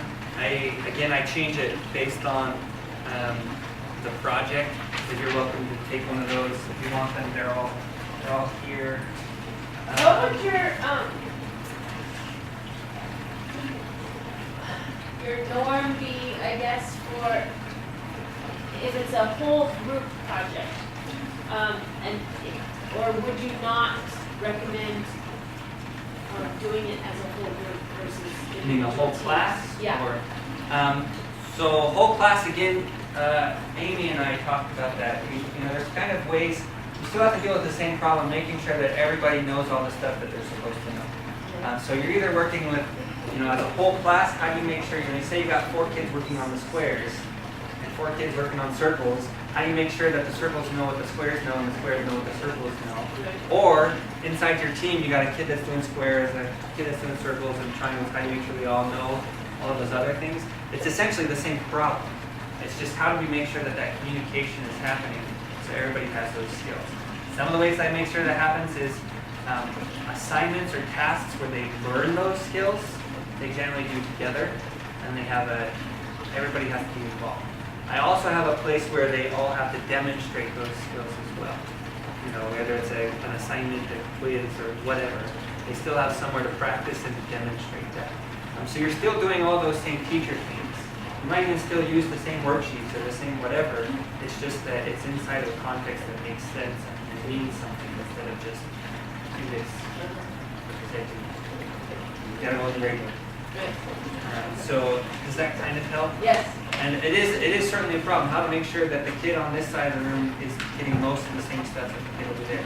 So it's okay to do a whole group project? Certainly, yeah. If you're as a class going to develop something, I would say that's certainly fun. We did our When the Wind Blows, and we had 3 classes building the same thing. Okay. 3 different content areas building the same thing. And that's So then the certainly- teacher would be like the manager or whatever, Right. making sure. Right, you can go through that, and you can make sure, say, you can even in your team, in your class, say, okay, you all know something about circles, but this person's your spokesperson for circles. You all know something about squares, but you're the spokesperson for squares. And make sure that that goes together. And you can do things like, displaying that knowledge as they learn it around the classroom, so that everybody can see it. It's a community group of knowledge rather than just those people have it. Okay. Another thing as far as assessment assignment is rubric, and we haven't done a rubric, but we'll look at them. Your rubric, I found my rubric is the most important thing I do to give to students, but it's the least likely one that they'll look at. Least likely. So far down on the totem pole, it's probably the most valuable one for them, but the one that they're least likely to look at. Anything you can do to help them get to that is very, very valuable. And I write detailed rubrics. If it's not, it's exactly what I'm going to grade them on. Again, some of my rubrics have gone through 3 years of changes, and I can show you one from this year. I will show you one from this year. That's its 3rd year, and it's probably 50% suggested changes from the last 2 years. I will show you that. But that's that process that we're working through. Let me get us to assignments. So we talked about entry document. We talked about assignments. You're still doing those assignments that you would normally do to get kids from point A to point B, right? To learn that content. It doesn't necessarily have to be linear, like you would have done in a class. Okay? It can be more based on their need to know. Right? When you have a flat tire, is when you really need to know how to fix a flat tire. If there's someone where they're going to teach you how to fix it, you would remember it much better than just someone showing you how to fix a flat tire when you don't have a flat tire. Right? So that's what we're trying to do. We're trying to get them to those need to knows, and then the moment that they need to know it, that's when they're most ready to learn it and when they're going to keep it around the longest. Okay, so I'm going to keep going back to you guys because it's a simple one to talk about. Do you have to learn how to find the area of a square before you find the area of a triangle? No. Doesn't Yes, matter, you right? do. It doesn't matter, right? So if they're dealing with a triangle, teach them a triangle. If they're dealing with a circle, teach them a circle, right? Teach them the content in the order that they need to know it, right? Doesn't matter if Johnny learns it on Tuesday and Sally learns it on Thursday, as long as they all learn it when they need it, and we're fine, okay? That does take some time. That does take it's challenging. You know, that's kind of the ideal to say, okay, you're learning squares today and you're learning circles tomorrow and you're doing triangles on Wednesday. You know, that's hard to manage and to keep track of. I've done projects that are okay, everybody, Monday and Tuesday, we're going to learn how to do this. And we're going to go through it as a class and make sure that everybody learns it. Wednesday, we're going to learn this. And we're going to go through and we're all going to learn it. Thursday's a work day, Friday's a work day, and we're going to work on the project. Monday, we need to learn this. Okay, we do it. Tuesday's a work day, and you work on your project. You would start on planning.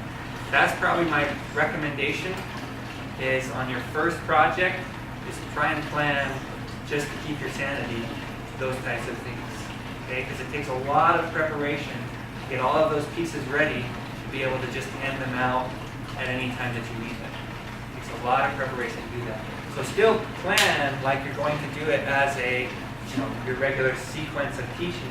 And you can do work days, everybody together days. One thing that I did do that I think is fine to do in a team, in a project setting, on your first setting, is what we call conferences. We have mandatory and voluntary conferences. And that would be like on a work day. If you got this group here and they forgot how to do circles, I could say, okay, everybody stop. I'm going to talk with this team about how to find the area of a circle. Anyone else is struggling with that, come meet me at the whiteboard. If you're fine, go ahead and keep going. If you want, you can send one person from your team as your representative to remind you how to do circles. If not, just keep going, okay? And then I take all those people that are interested in needing those circles and make those new circles.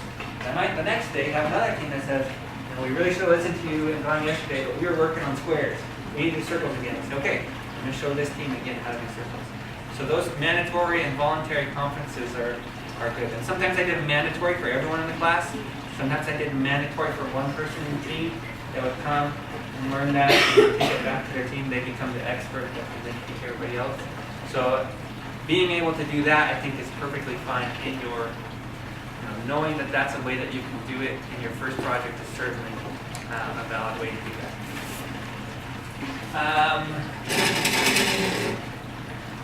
Okay, rubric. I'm going to show you this thing about revision.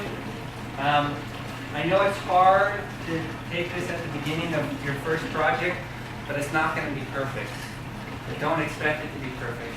I would say expect to make changes to it, but expect to plan on having changes to make. Even today on projects that I've done, I'll show you this. So for myself, I have a folder, a paper folder, and I also have a file on my drive that's called Things to Change and Add 2012-2013. I have one that says Things to Change and Add 2011-2012. And I've got General. I'm going to show you 11 and 12 because it's monstrous.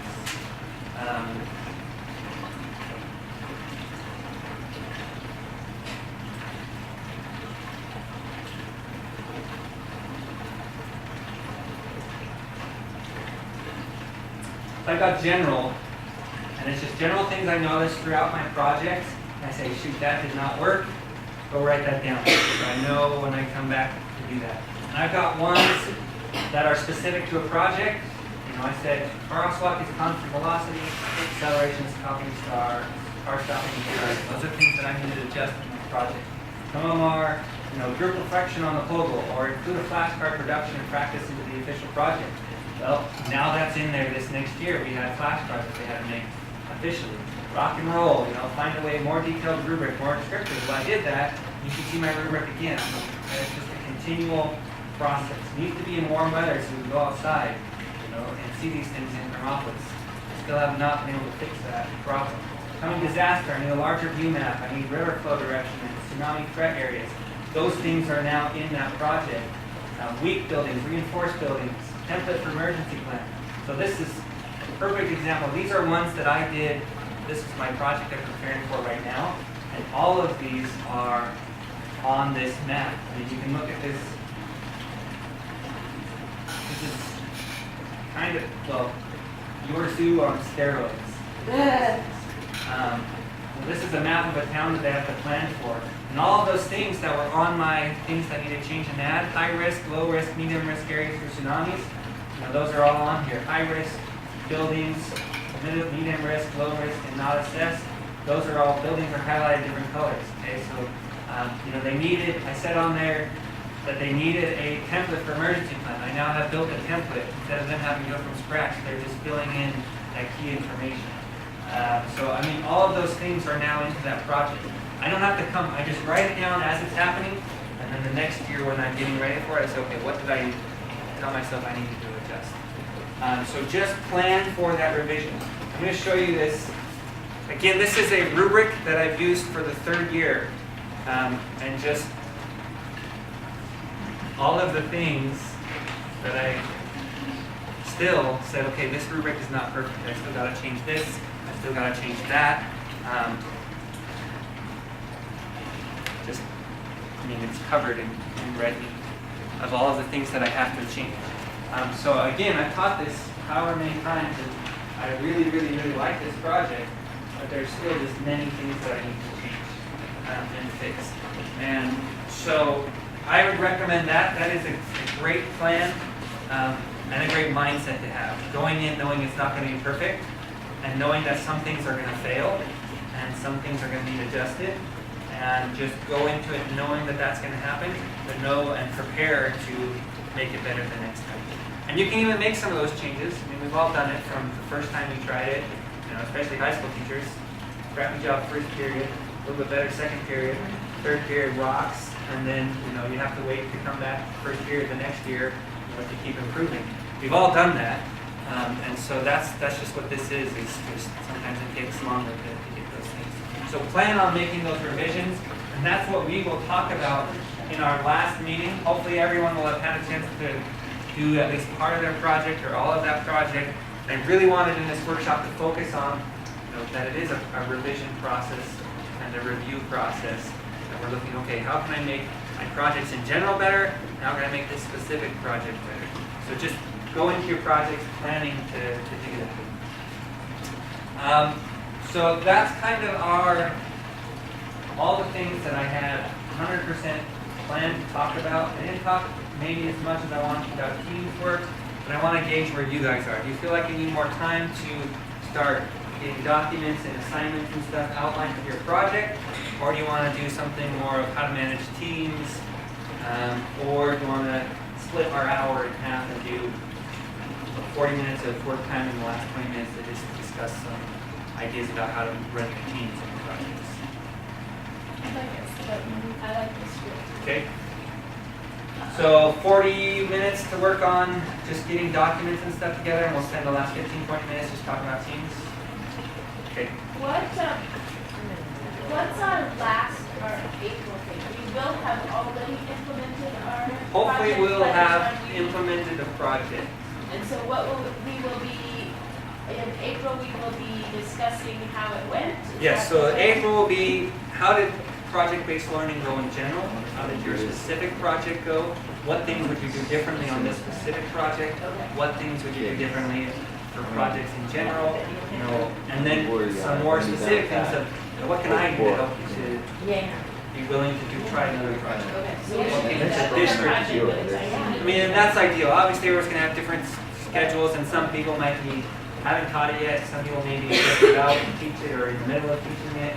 So I'd like you to at least start your project by the time you teach. Okay. That'd be ideal. Okay, so I guess let's do some document creation, and that can be assignments. I mean, if you've taught this subject before, I very, very much recommend just going back and looking at assignments that you've used and say, okay, how does this fit into my project, and where might be a good place to put it in my timeline?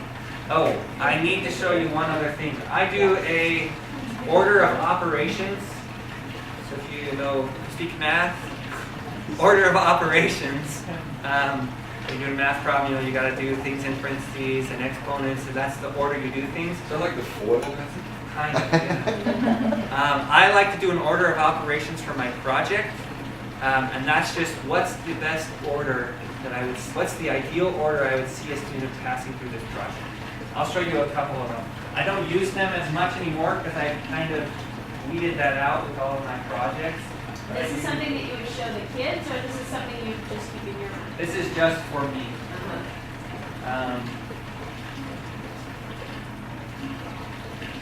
So this is kind of like, as a teacher, this is like my lesson plan. This is my order of operations. What order would be ideal to teach this in? And this is so I can make sure that I've got the assignments, the tasks, the questions, the quizzes, and all of the things that I need to in this project ready and prepared, because people can and probably will get to different areas at different times, right? Ideally, you want to get everybody at the same place at the end, but the path that they get there can be different. Okay, it's not the same as teaching in a linear fashion where you say, okay, it's Monday, I can get ready for Tuesday tomorrow, and everybody will be in the same place, and that's all I have. I just have to be ready for that. You kind of got to be more prepared and be able to say, okay, if someone has learned this and they're okay here, what's their likely next step? So I do an order of operations. What I've done, this one is probably not the best one. Usually what I do is I link the documents. Let me find one that's a little more let's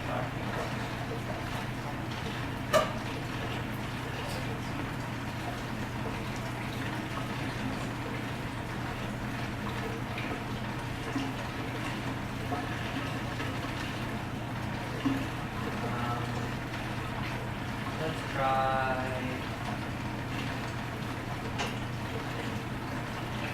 Okay, so there's a better one of what I'm talking about. So this is an order of operations. I mean, these are all assignments. And I can open up their link in Google Docs. Again, you don't have to do it in Google Docs. You can just have the file name if you wanted to. But this just links to all of those documents that are important for students to be able to do, make sure I can check and make sure that they have the skills that they need. So this is, some of these are just worksheets or stuff to practice those skills that they need. Some of them are the actual tools that we use to learn those skills. But they're all in that order of operations. What things would we go through to be able to do that? You don't have to call it order of operations, but that's kind of what you want to get to before you teach, is an idea of, what order do we go through, what things do we need to do to get to this point. Okay? You'll notice, just so I remind everybody, we talked about this last time, but our knows, need to knows, and next step is generally our first thing after our entry document. That gives students a chance to say, okay, what does this mean for us? What do we need to know in this project? What are our next steps, so they have somewhere to move themselves towards. Okay, any questions about this? Okay. Just helps you get your idea around what the path is through the project. All right, so I'll be quiet and help anybody that needs help with anything. There is a template for the notes and next steps document that I use that you can feel free to steal. If you're teaching freshmen, sophomores, or juniors, they've used that document before, so they'll be familiar with it.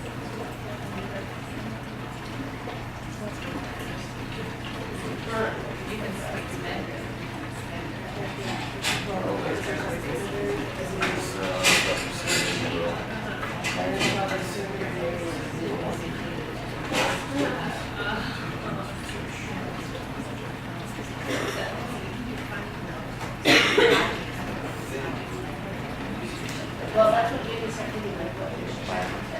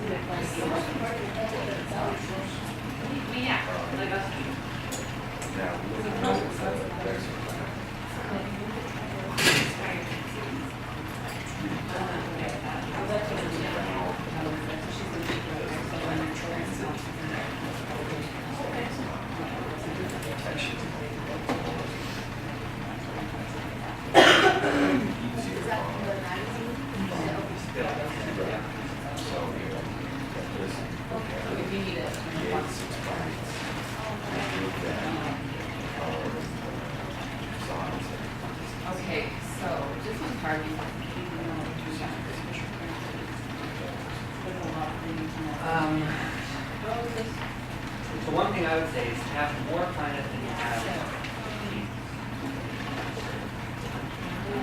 Just so, what makes projects challenging and good is and it would be interesting for you to put that together. Right. They're gonna learn about this person's biology, so that's probably this and this. Not necessarily that. You don't want to leave them, you want them to feel so I would say, this big, green, whatever, throw it here, it's okay, now you justify.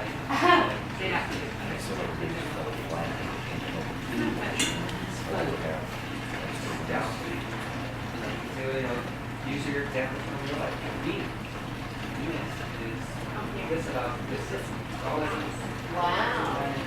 That's pretty cool. And then Why do we need cars, pulsars? Post-its. I was like, well, this one's just. How do we Oh, okay. these Oh, those okay. things come up in our society and why do those things match up? There's a big difference between known planets So in that work is that how it's a little. and all the ones within that. They have a lot of So, Venus is small. that is my Looking over, I mean, I guess they don't understand it. it's a huge list of Lay it out there and do it. Right, the actual planet, that's I mean, even just looking over the information given for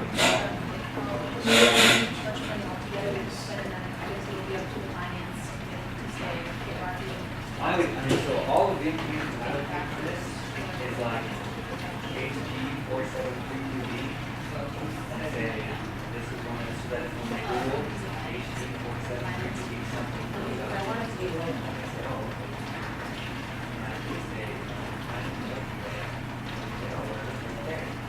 Right? And that's all that they need, right? And Because none of the exoplanets are going to be, you can't see them in the let alone regular telescope. So talking in terms of constellations, and all of that, okay.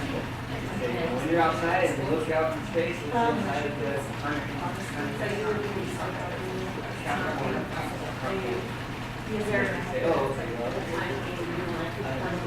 Vega has some, whatever. They do this guy, this guy. So you basically trust that they're going to come up with some kind Give them enough fodder. To the team, so you can give them results that you're comfortable. It doesn't matter. You It's make like, it where's best. the other today? So you will do anything that makes no sense whatsoever. And there's no logic. So their skill is going to be persuasive. It's not research. Rely upon it. So, I would do it fairly late in the year, so we can cover, they've got a whole, exactly, they've got a lot to pull from. So it's a good review of, in terms of the research component, I would have, potentially look at, do a review on zodiac constellations. What's this constellation, what does that mean? Have that.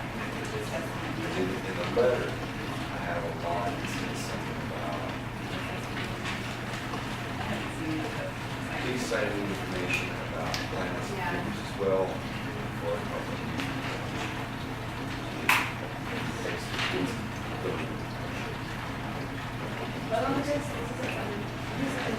practice using citation from the internet.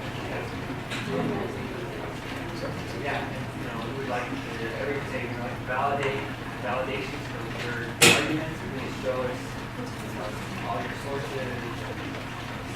Once I get the letter, kind of together, you sort of spins, it sounds like somebody from NASA really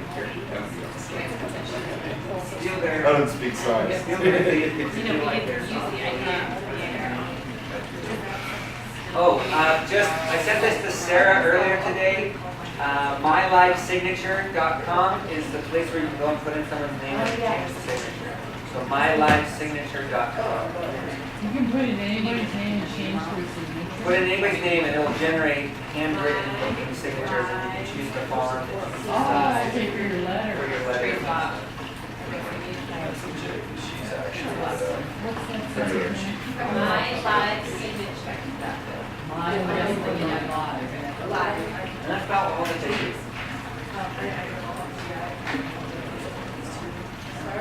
Really? That's all it takes. You haven't done anything. And it has to be a check. Somebody okay, so I'm on the right track. Logistical. I think you're fine. Small groups. Right. Come up with Like, I 10 don't know plans. why this site was created, other than. Like 6 grants. I would just say, yeah, more, keep more projects, more plans than you have in one class. You don't want to say, okay, let's all do. Well, what I would do is.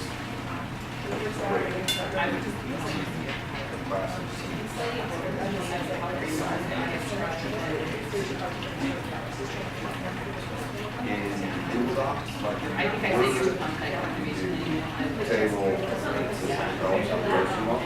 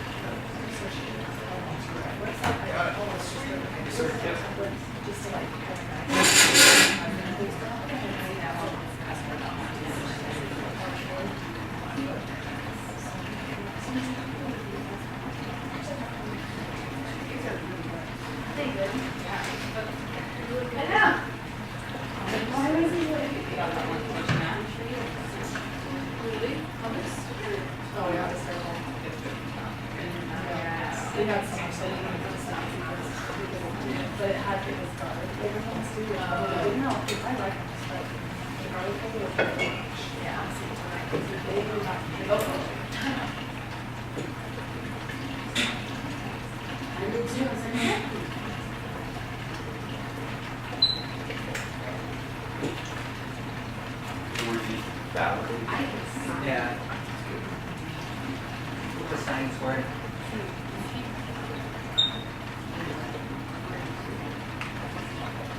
See that?